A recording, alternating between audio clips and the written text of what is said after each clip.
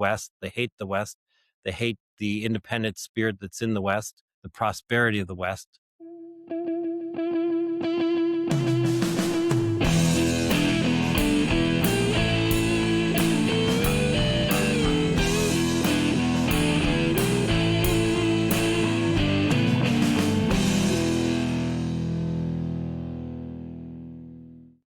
Hi, everyone. This is Calvin with rightthinking.com. Thanks for being here again today. This is August 23rd, 2026. And this is actually my first podcast where I comment on current events. So I'm happy to do it finally. I've been recording for political stuff. I've been recording a lot of sort of foundational things of where I stand on issues. So now I can finally respond to current events. But anyhow, I want to talk about the trade deal that failed between Canada and the United States. And just from the outset, just, I think that there's certainly blame on both sides for sure. So, but that said, I do lean right. Obviously, I'm a conservative, libertarian, a patriot. I like many things about Donald Trump, but not everything. There's not many things I like about Mark Carney. I wish Pierre Poilievre was the prime minister, but we have to deal with what we have right now, right? So anyhow, I want to talk about that, but give it through a WEXIT kind of a lens. You may know from my previous videos that I am an independent supporter of secession, actually. I want my home province of British Columbia and, frankly, all the Western provinces and all the Northern territories to leave Canada and create a new constitution and become their own country. But of course, that takes work, and that's what I'm here for. But anyhow, just want to tell you about the trade deal and why I think it's relevant to those of us who support secession. So, first of all, there's a couple of issues that were bantered around in the background by both sides. So in Canada, we have a system called supply management. Okay. It is everywhere in the country, but it's very popular in Quebec. Okay. And supply management is simply a situation where a government creates an entity like an extension of itself. In this case, we're talking about the Dairy Farmers of Canada, and then there's provincial versions of it, Dairy Farmers of British Columbia, Ontario, etc. And through these agencies that are created by the government, they manage the supply of some of our food chains. So the three main ones that they focus on is dairy, poultry, and eggs. So I'm not going to talk about poultry or eggs today, but I am going to talk about dairy. And I've had longstanding conflict with those bureaucrats that are in the dairy industry. I'm a raw milk supporter, raw milk drinker. I believe in the health benefits of it and everything. So that's one major area where I conflict with them. But I'm not going to talk about that today. But anyhow, what they do is this regulation claims that by putting in quotas on what dairy farmers can produce, it creates a stable market where there's the people at the high rankings of these agencies, they estimate every year how much dairy products it will need for the population to sustain it, and then they put out updated numbers and they regulate the amount of production that can come from the dairy farmers across Canada. Okay, they also regulate the price and everything, and what it means is that dairy farmers can only sell, at least in Canada, can only sell to certain agencies and can only sell within a certain price, and the amount of dairy that they produce has to be within a range of however many liters and stuff based on how many head of cattle they have on their farm or sheep, whatever, right? Goats. Okay, so that's what it is. But frankly, I think that agency needs to be abolished. I'm all for the free market, and I'm all for letting the business side of the economy just work naturally, and where prices are determined by what the market says it is, right? So I would like to see it abolished quickly. I'd like to see people to continue to undermine it by getting raw dairy. I mean, we already do it. So many of us do that with eggs and stuff, right? We buy farm fresh eggs without the government knowing what we do and how many we buy, right? Why not do it for dairy as well? So anyhow, yeah, I just believe that it'll lead to better pricing in the long run and more choice for the consumer.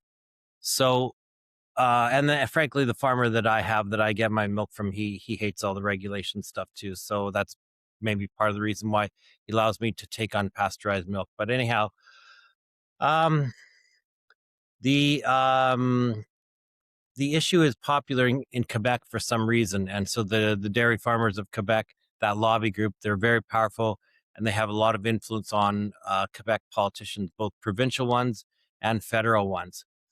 And so basically, if you go outside the lines that they want you to, then they start having an impact on your career. They support candidates that will go against you in elections. And basically, they are seeking to have people elected and in place who will maintain this dairy cartel. That's what I call it. Okay, and supply management, right? So they really like it. So there's a lot of pressure for people who are trying to gather votes in Quebec to maintain supply management, and they don't want to go against them because they know that that lobby group, that cartel, is very powerful on their political careers, right? Okay, so Quebec has historically not wanted to tamper with that. All right. Donald Trump in these trade negotiations has wanted to drop or at least ease this the regulations of this cartel. And frankly, I support him because again, I support liberty and milk choices and everything. Right? If I go to the U.S., you can't hardly bring back any dairy, or else you get slapped with a 300% tariff on it. I think you're allowed 3 sticks of butter, and that's it before the tariff goes on it. So. Um, yeah, it's just really stupid. And I'm all for competition. I believe that the better products will emerge in the end. And so Donald Trump wants to us to end this supply management, and so that American dairy farmers will have access to the Canadian market as well, and we would, with their market as well, be able to sell to the Americans. But so far, Mark Carney and therefore Canada has resisted making any concessions on that. I think it's stupid from a liberty standpoint, from a health standpoint. Uh, yeah, just for choice, right? So, anyhow, that's been a source of tension. Now, the second issue that I want to bring up that's come up in negotiations, and this has been a want from Canada, or more specifically British Columbia, is for the longest time, and so this is way before Trump. We're talking decades, but for a long, long time, Americans have put an import duty, a 45% import duty on Canadian softwood lumber and wood parts and stuff, pulp and paper, that sort of thing. 45% is a high tariff, right? It's been that way for a lot of years, and it's been a source of agitation in British Columbia for a long, long time. Many governments have talked about trying to get that lifted. It has not yet, no matter whether it's Trump or Biden or Obama or Clinton or Bush or whoever. It's been that way, right? So British Columbia conveyed to Mark Carney in the trade negotiations to see about lifting or at least some of the tariffs that there are on softwood lumber, but so far the Trump administration has said no to it. So here we have two issues, one that is based in Quebec in the east and one that is based in the west, British Columbia. And they're two sources of strong discussion during these trade talks to work out a trade deal between the two countries. I do believe that if you're going to play hardball like Mark Carney says he has done with the Americans, I don't believe it, of course, but you have to give if you want to get something. That's the same in any negotiation, right? So if Mark Carney and British Columbia want to have tariffs eliminated or greatly reduced on softwood lumber, why can't they throw a bone to the Americans by getting rid of or greatly reducing supply management in Quebec and across the whole country, right? They could do that, but they're choosing not to. But that is something that Trump wants removed, and softwood lumber is something that we want removed. So why can't you put on your big boy pants and say to Trump, you have to give if you want to get? right? Seems fair. They're two major issues that are flagged by both nations of higher importance. So why not go to the table and lay it all down, right? Just you have to. You have to make the attempt and lay the case, right? So that'll mean greater access for both countries, and in the end, the products will be reduced in price. So I think it's a win-win on both sides. Now, here's where my criticism comes in and the connection to WEXIT. Of course, WEXIT means for the Western provinces to exit Canada, right? Similar to Brexit in the UK, Britain exiting the European Union. That's what WEXIT means. So Mark Carney will refuse to consider changing anything about supply management. And quite frankly, if Pierre Poilievre was prime minister, he probably wouldn't either, because Pierre also has to win votes in Quebec, right? So that's unfortunate. But Mark Carney is in government, is the prime minister right now. He won't consider changing anything because he knows it would cost him votes in Quebec. Okay, he has to go in there and win federal votes in every federal election, and if he gets the dairy lobby working against him in Quebec, then he stands to lose a lot of seats in Quebec. And Quebec has 78 federal seats total, and that's a lot to risk losing, right? So Liberals are currently pretty popular in Quebec, but yeah, you know, with all the other options to vote for, like NDP, Conservative, and the Bloc, if Mark Carney doesn't play his cards correctly, he stands to lose a lot of support and therefore a lot of seats in Quebec. But he could do that, but he won't do it. Instead, he would rather refuse Trump on this issue, and so then Trump can easily just say, well, then I'm not moving on softwood lumber. So what my point is that Mark Carney is willing to sacrifice votes in British Columbia in order to maintain votes in Quebec. Okay, and that's a very true statement. In case you didn't know, we have 343 seats in Parliament federally across the whole country, and 225 of those seats come from Ontario, Quebec, or the 4 maritime provinces.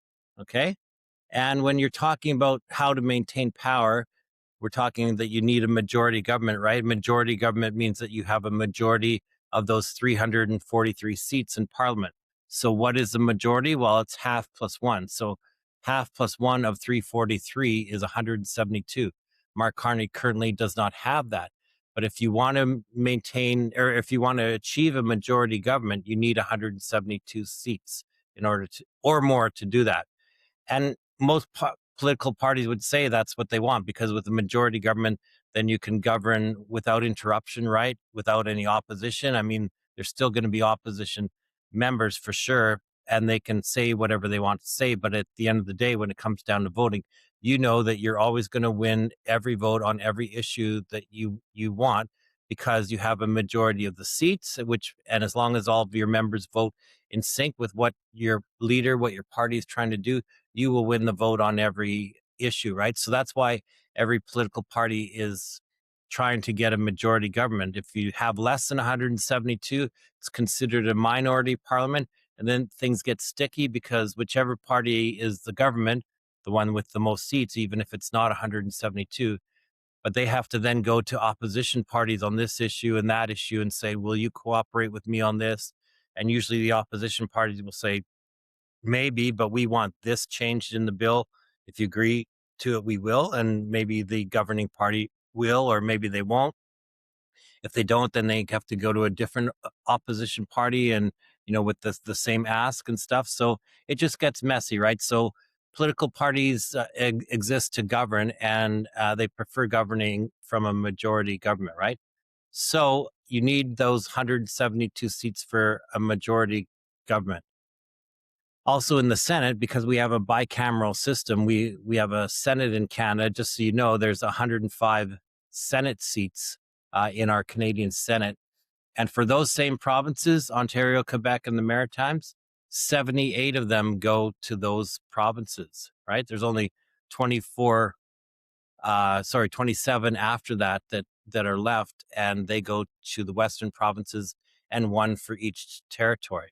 So what this means is that government policy, no matter which party is governing, whether it's the Liberals like right now, and I would argue probably Conservatives too, maybe less so, but it always, government policy and attention and focus always tends to be on the East, fixing the problems that are in Eastern Canada, Central Canada.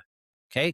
The governing party does not have to worry about winning any seats west of Ontario. You know, they don't have to. There's like I said earlier, there's 225 seats in the House of Commons for members to come from Ontario, Quebec, and the Maritimes. So as long as you do really well in those winning in those provinces, you don't even need a single seat from anywhere in Western Canada or the territories to win a majority government, right? So again, government policy then sort of shifts and focuses on giving sweetheart deals to the eastern and central provinces of Canada. And I mean, Canada shouldn't be governed exclusively and influenced exclusively by Eastern Canada, right? I mean, the West has a lot of great things about it, and you would think that they would have uh, a strong voice in any deal that is being discussed, but it doesn't seem to work out that way, and governments don't really care, right? As long as you can roll through the Maritimes and do fairly well in Quebec and fairly well in Ontario, you're going to get to your 172 seats or more, and then you don't have to worry about the West, right? They still will win, obviously, a few seats in the West, but that's just sort of icing on the cake, right? You don't really need it. So this again is where the problem comes up for WEXIT, is because we don't matter in the grand scheme of things, right?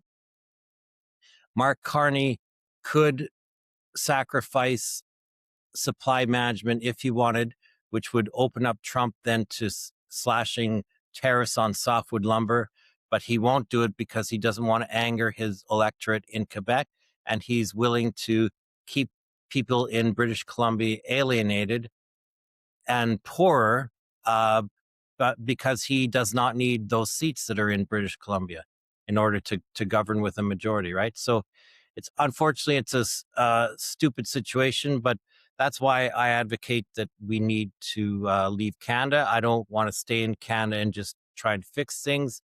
I've seen too many decades of people trying to fix things and it never happens. It just gets blocked by Eastern Canada, and I'm just tired of it. I want a good future for myself, however long I live, and for my kids and grandkids and things like that. So I think the best course is moving forward with secession. I don't want independence within Canada. I want to completely leave and be a separate entity. Okay. To do that, though, just a word to my fellow patriots in BC. We got to get the BC law changed on referendum and recall things. If you're in British Columbia and you're a patriot, you already know this, but we have to get this fixed because that's the way it'll happen in British Columbia, just like it is in Alberta right now, is we have to get a citizen's petition to succeed. But BC has much more restrictive laws than Alberta has. I'm sure you already know it, but in BC, you need to, in all 93 electoral districts of British Columbia, you have to get 10% of the registered voters to agree that this question should even be asked of the people. So that makes it hard because there's going to be pockets where whatever the question is will have greater support and less support and things like that. So what it means is one electoral district in the whole province can kill the whole initiative right away from the outset, right? And then you also, in British Columbia, you also need a double majority, which means 50% plus one of the people in BC to support the question, and also that 2/3 of the electoral districts in British Columbia, which would be 62 out of 93, they also have to vote at least 50% plus one in those 62 electoral districts. And making it worse, in British Columbia, you can only do that once every 3 years, right? Alberta is much more loose and fluid. They base their decisions on active voters rather than a voter list, right? The voter listing is way too hard, because if you've ever voted once in your lifetime, you're automatically on the voter list. But lots of people don't vote every election, right? So at least in Alberta, they're tying it to the number of active voters from the last election. Okay, not registered voters, and in Alberta, it's also 10% of active voters. But in BC, even if you can get the referendum question going, you only have 90 days to it to get the signatures. In Alberta, you have 120 days, right? And you only need a simple majority to pass province-wide, 50% plus one. Other than blackout periods that are in the legislation, cabinet can allow a question whenever they want. Pretty much, they don't have to wait on a 3-year cycle. So, Patriots in BC, you need to amend your uh, put pressure on your politicians in British Columbia to amend those pieces of legislation, because frankly, until they are amended, we're not going to have a fighting chance at winning any kind of referendum question, especially one on secession. But secession is so important for our prosperity and our future that we got to keep fighting at it. But I think step one is we have to get that legislation changed. And we know that the current government, David Eby with his socialist NDP government, they're not going to do it. They don't care. So I guess maybe the step even before that is we have to replace it with a government that is open to making those changes. So talk to your candidates, your MLAs that are in the Conservative caucus, and put pressure on them to, to see the merits of this argument, and that they commit to changing the legislation once they're in power. Because if we can get it changed, then we can finally launch a referendum campaign, and hopefully British Columbia can see prosperity in the future once it leaves Canada. So, okay, take heart. Know that BC already voted to leave Canada once, by the way. I'll probably say this a few times, but August 30th, 1878, our legislature voted to leave the Dominion of Canada. Okay, it's right there in the Hansard. You can look it up in the notes. If you want to write me, I can email it to you. But we already did, right? So we have the knowledge and the power to do it. Obviously, we didn't leave Canada. That's because the delegation that was sent to get final approval from Queen Victoria in London, they were not given a reception with Queen Victoria at that time. So the petition died. A few years later, the railroad was completed, and the enthusiasm for leaving sort of died with that, unfortunately. But we can revive it. We've got our own share of new issues that we should be concerned about, right? So anyhow, I hope you see my point here is in that with the breakdown in trade negotiations, unfortunately, Mark Carney is sacrificing Western Canadians and Western votes in this, because if he had simply agreed to drastically revamp or get rid of supply management, I'm pretty sure that Donald Trump would have moved on softwood lumber as well. But Mark Carney chose not to, because he and the Liberals don't need the West. They hate the West. They hate the independent spirit that's in the West, the prosperity of the West, right?